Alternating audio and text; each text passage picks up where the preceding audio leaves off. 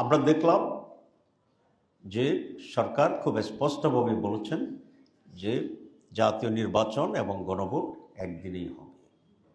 আসলে পুরো জাতি চেয়েছিল গণভোট আলাদা হইতে হবে। আপনারা দেখেছেন গণভোটের প্রশ্নে কতগুলো বেসরকারি সার্ভে সংস্থা ওপিনিয়ন যারা বিল করেন তারা অনলাইনে সার্ভে করেছে এবং সে অনলাইনে দেখা গেল যে 80%-এরও বেশি লোক আপনার গণভোট আলাদা দিনে জাতীয় নির্বাচন আগে করার পক্ষেই সেখানে মত দিয়েছে। একটি বড় দল একসাথে চেয়েছে। এটা কারণটা কি?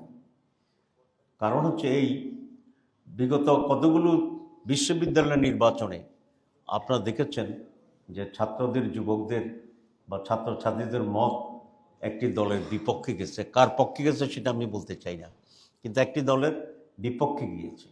কারণ আওয়ামী লীগের দেশ থেকে বিতাড়িত করার যে প্রেক্ষিতটা ছিল সেটা ছিল দুঃশাসন, লুটপাট, অত্যাচার, হত্যা, গুম ইত্যাদি।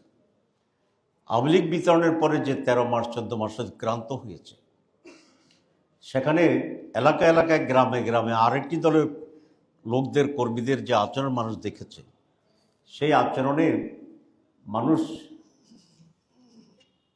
তাদের ব্যাপারেও এক ধরনের নেগেটিভ মনোভাব তৈরি হয়েছে, যেটা রিফ্লেকশন হচ্ছে বিশ্ববিদ্যালয়গুলোতে। সুতরাং সেই দলটি জানে যদি একটি গণভোট হয় আগেই, নির্বাচনের আগে, তাহলে এই গণভোটও 80% লোক তাদের চিন্তা এবং চেতনার বিপরীতে যাবে, যা নির্বাচনের আগে একটি দলের বিরুদ্ধে রেফারেন্ডাম হিসেবে বিবেচিত হইতে পারে।